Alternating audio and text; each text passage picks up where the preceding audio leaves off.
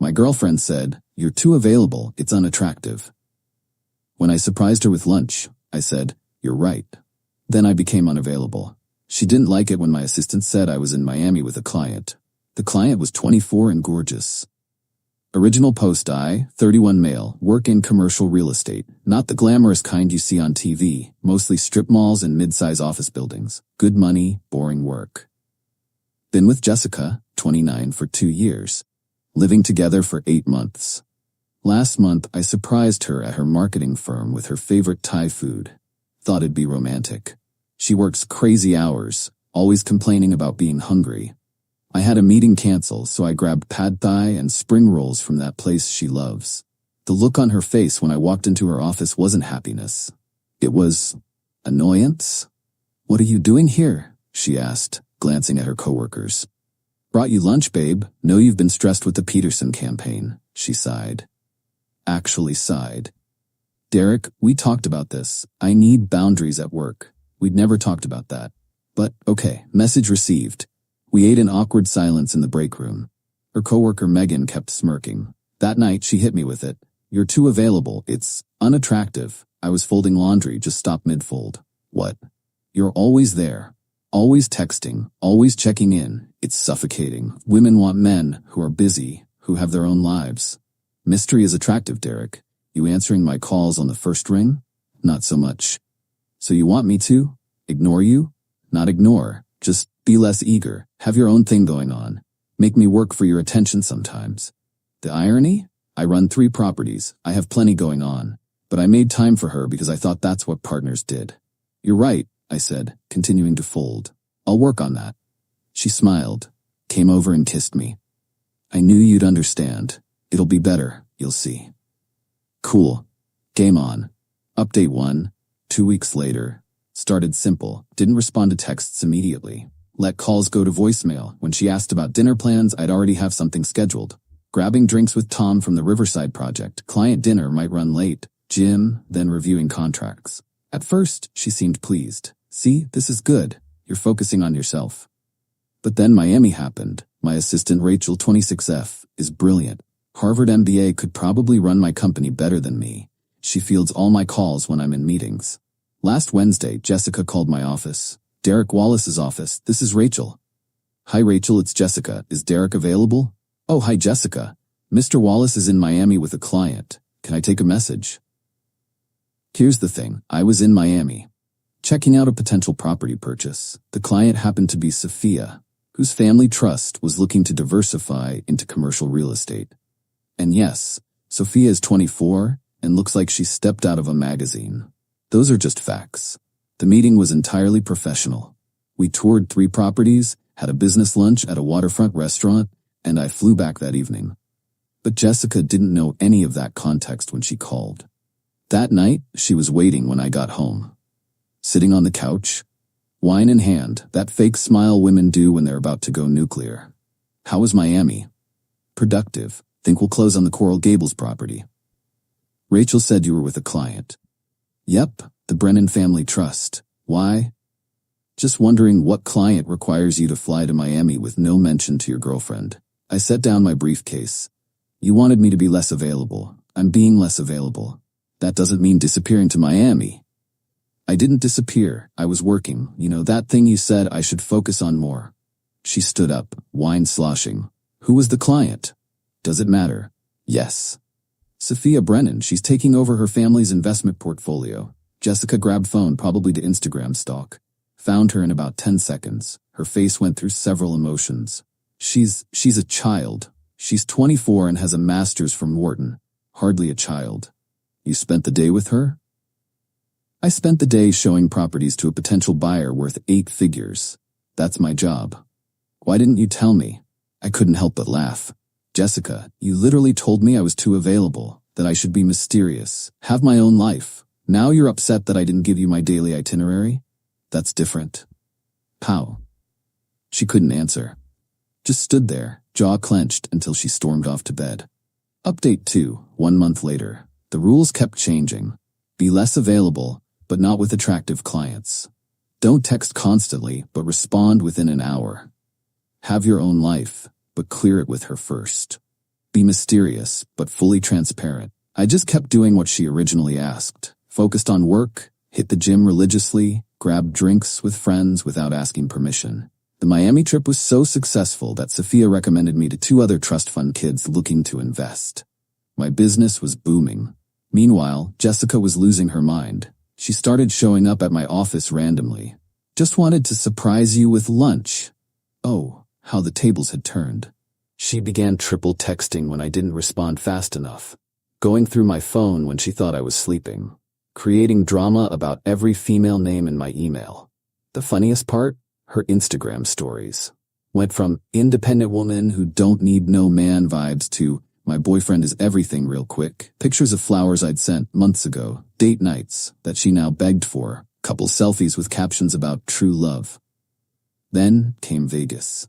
Big commercial real estate conference. I go every year.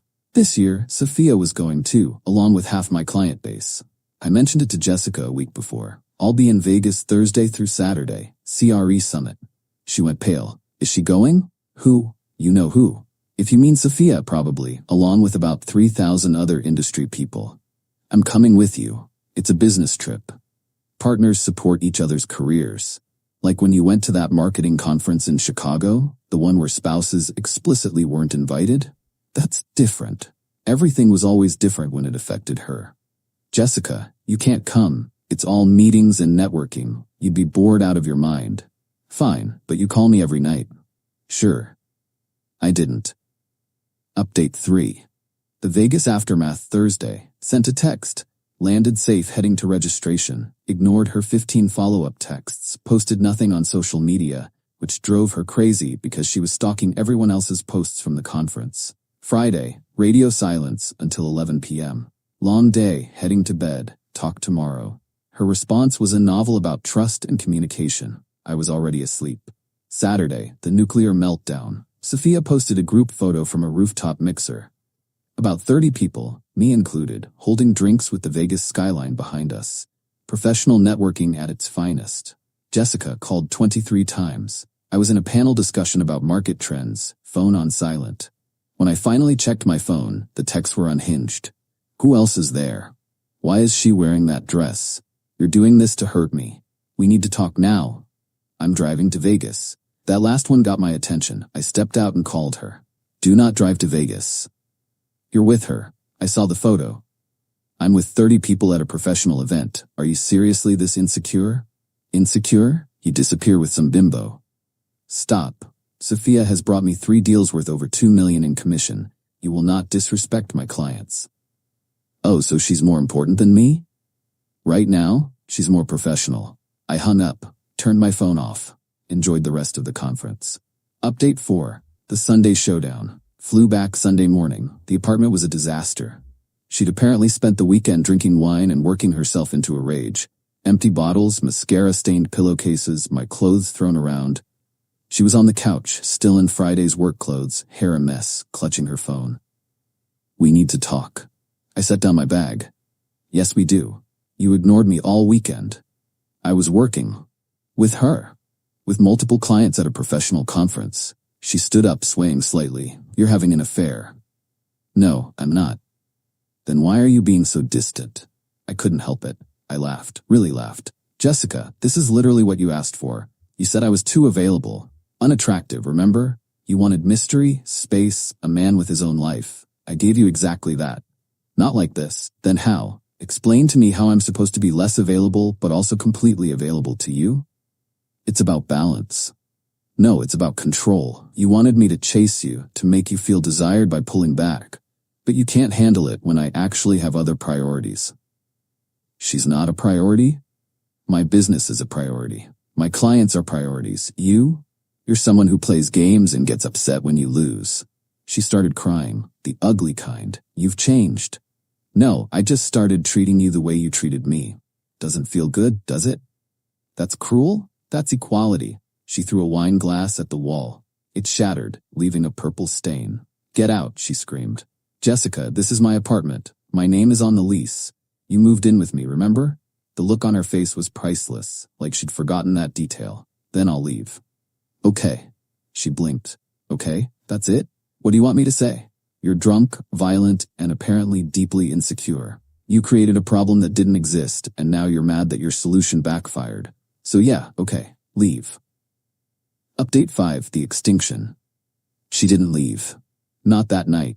Instead, she locked herself in the bedroom, my bedroom, and spent the next 3 days having what can only be described as a toddler tantrum in adult form.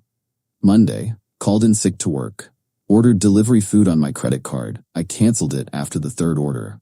Posted cryptic quotes on Instagram about knowing your worth and surviving narcissistic abuse. Tuesday, her mother called me. Teresa is exactly where Jessica gets it from. Derek, what did you do to my daughter? I followed her relationship advice.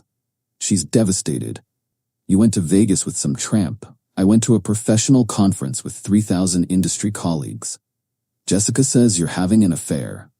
Jessica says a lot of things, doesn't make them true. You need to fix this. Teresa, your daughter told me I was too available and unattractive. I gave her space. Now she's mad about it. I can't fix her insecurity. If you loved her, I did love her. Past tense, before she started playing games. Click. Wednesday, the grand exit. I came home from work to find her things mostly packed. She'd recruited her friends Megan and Alyssa to help.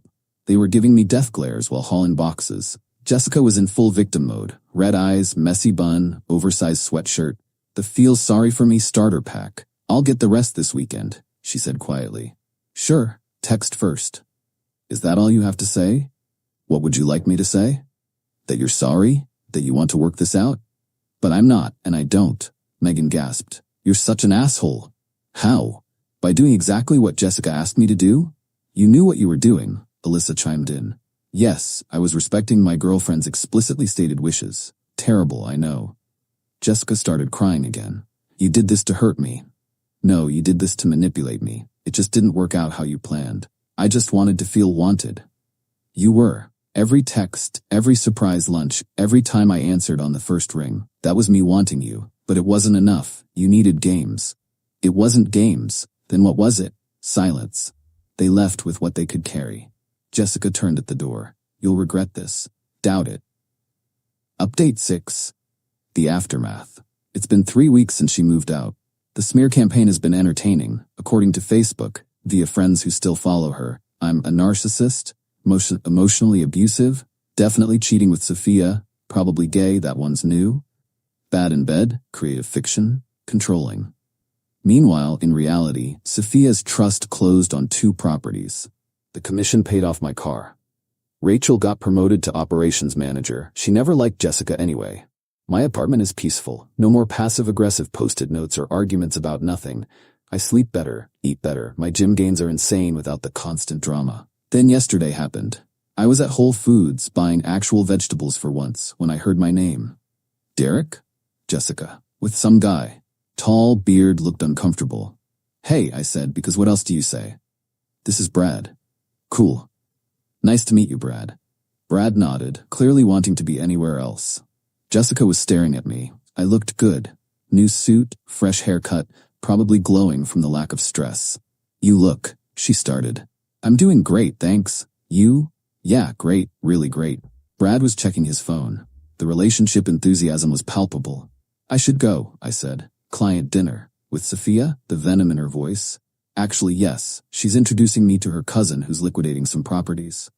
Jessica's face went through the whole emotional spectrum. So you are together? No, Jessica, I'm successful. There's a difference. Brad finally spoke up. Babe, we should go. Babe, poor Brad. As they walked away, I heard him ask, Who's Sophia? Nobody, Jessica said quickly. I actually felt bad for him. Almost warned him about the "you're too available" conversation that was coming. But hey, not my circus anymore. Final update.